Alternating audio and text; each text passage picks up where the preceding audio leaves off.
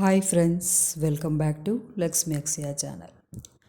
ఈరోజు మనం ఎంతో కమ్మని టేస్టీగా పల్లీల చట్నీ కొంచెం వెరైటీగా ఎలా ప్రిపేర్ చేసుకోవాలో చూసుకుందాం. అంతకంటే ముందు నా ఛానల్ ఎవరైతే సబ్స్క్రైబ్ చేసుకోలేదో సబ్స్క్రైబ్ చేసుకోండి. దాని పక్కన బెల్ ఐకాన్ని టచ్ చేయండి. దీని ద్వారా నా నోటిఫికేషన్స్ అన్నీ మీకు చేరుతాయి. ఓకేనా ఫ్రెండ్స్? ముందుగా అయితే స్టవ్ అయితే వెలిగించుకుందాం. కడాయి అయితే పెట్టుకుందాం. కడాయి బాగా వేడైన తర్వాత ఆయిల్ని అయితే పోసుకుందాం. ఆయిల్ బాగా వేడైన తర్వాత మనం పల్లీలను అయితే యాడ్ చేసుకుందాం.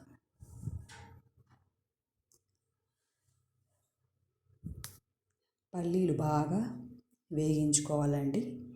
ఇవి ముందుగానే బ్రౌన్ కలర్లో ఉంటాయి. మనకి అవి వేగేలా ఎలా తెలుసుకోవాలంటే మనం ఆయిల్లో వేసినప్పుడే చిటపట్లాడుతూ ఉంటాయి, పేలుతూ ఉంటాయి. అలా అయితే మనం ఇవి వేగుతున్నాయని మనం తెలుసుకుంటాం. తరువాత పచ్చిమిర్చి చీలికలు అయితే వేసుకుందాం. పచ్చిమిర్చి చీలికలు వేసుకుంటాం. ఎవరికి ఎక్కువ స్పైసీ కావాలో వాళ్ళు ఇంకొంచెం యాడ్ చేసుకోవచ్చు. తర్వాత పుల్లదనం కోసం మనం గోలి అంత చింతపండునైతే యాడ్ చేసుకుందాం. ఇంట్లో పెద్దవాళ్ళు పుల్లగా కావాలంటారు కదా, అలా అని చెప్పి మనం గోలి అంత చింతపండుని అయితే యాడ్ చేసుకుందాం. చాలా బాగుంటుంది. నెక్స్ట్ మనం వెల్లుల్లిపాయల్ని కొంచెం కచ్చాగా దంచి ఇందులో అయితే వేస్తాం. ఆ వెల్లుల్లిపాయ ఫ్లేవరు ఈ పచ్చడికి చాలా అయితే టేస్టీని ఇస్తుంది. తినడానికి రుచిగా ఉంటుంది. చూస్తున్నారు కదా, చాలా బాగా వేగిపోయాయి. ఇంకొంచెం వేగించుకుందాం.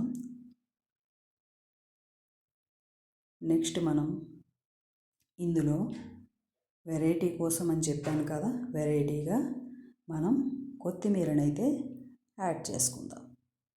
ఆ కొత్తిమీర యాడ్ చేసుకున్నప్పుడు ఆ వచ్చే అరోమా చాలా బాగుంటుంది. కొత్తిమీర పచ్చడి ఎవరికైతే నచ్చదో మనం ఇలా ఈ పల్లీల్లో కొత్తిమీర యాడ్ చేసుకొని మనం పచ్చడిని ప్రిపేర్ చేసుకుంటే చాలా బాగుంటుంది. మనం ఈ కొత్తిమీర వేయించినప్పుడే ఆ స్మెల్ అయితే పూర్తిగా పోతుంది. పచ్చడి చాలా కలర్ఫుల్గా వస్తుంది. నెక్స్ట్ రుచిగా కూడా ఉంటుంది. ఇలా అయితే మీరు ఒక్కసారి ట్రై చేయండి. చూస్తున్నారు కదా, ఆ కొత్తిమీర బాగా వేగిపోయింది. ఇప్పుడు మనం ఈ పలుకుల్ని అన్నిటినీ మనం మిక్సీ పట్టుకుందాం. మిక్సీలోకి అంతా తీసుకొని మిక్సీ అయితే పట్టుకుందాం. సరిపడా ఉప్పునైతే యాడ్ చేసుకుందాం. ఉప్పుని యాడ్ చేసుకొని మిక్సీ పట్టుకున్న తర్వాత మనం పోపు సపరేట్గా వేసుకుంటే చాలా అయితే టేస్టీగా వస్తుంది. పోపుకు కావాల్సిన సామాన్లు ఏమిటంటే మినప్పప్పు, రెడ్ మిర్చి, నెక్స్ట్ కరివేపాకు, జీరా, వీటన్నింటిని వేయించుకొని ఆ పచ్చడిలో అయితే వేసుకుంటే చాలా బాగుంటుంది. మీకు నచ్చిందా ఫ్రెండ్స్? ఇలా ఒక్కసారి ట్రై చేస్తారా?